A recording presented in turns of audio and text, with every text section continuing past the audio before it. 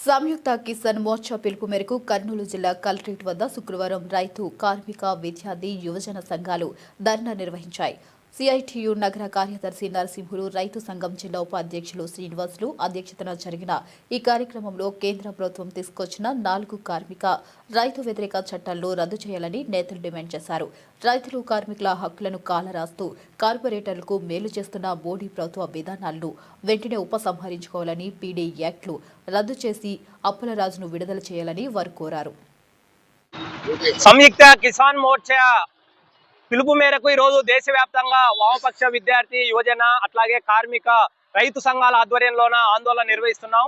ప్రధానంగా 2025లోన యావత్ రైతాంగానికి నష్టం కలిగించే విధంగా ఇప్పటిదాకా ఉన్నటువంటి విత్తన చట్టాలే సరిగా అమలు కాకపోవడం వల్ల రైతులు విత్తనాలు కొని ఆ విత్తనాలు సరిగా మొలకెత్తక ఇప్పటికే నష్టపోతున్నా కూడా అయినా సరే మళ్ళీ కార్పొరేట్ విత్తన కంపెనీల కోసం ఈరోజు కేంద్ర ప్రభుత్వం విత్తన చట్టం 2025 తీసుకొచ్చింది.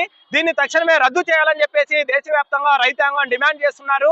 ఆ డిమాండ్ ని తక్షణమే పరిష్కరించాలని చెప్పేసి అట్లాగే రైతులు, కార్మికులు ఈరోజు స్వాతంత్రం రాకముందు 1926 నుంచి పోరాడి మరి అప్పుడున్న బ్రిటిష్ రూల్ పైన పోరాడి ఈరోజు విద్యుత్ చట్టం 25 కనుక అమలు అయితే సాధారణమైనటువంటి పౌరుడికి ఎవరికి కూడా విద్యుత్ అందుబాటులోకి రాదు. సామాన్యమైన ప్రజలకి, మధ్యతరగతి ప్రజలకు తీవ్రంగా భారంగా మారేటటువంటి విద్యుత్ చట్టం 2025ని రద్దు చేయాలని చెప్పేసి అట్లాగే 2005లోన మహాత్మా గాంధీ జాతీయ ఉపాధి హామీ పథకం అనేది ఆ రోజు వామపక్షాల ప్రోత్సాహంతోనే పార్లమెంట్ ఆమోదించింది. ఆ పథకం ద్వారా ఎంతో కొంత వలసలాగాయి.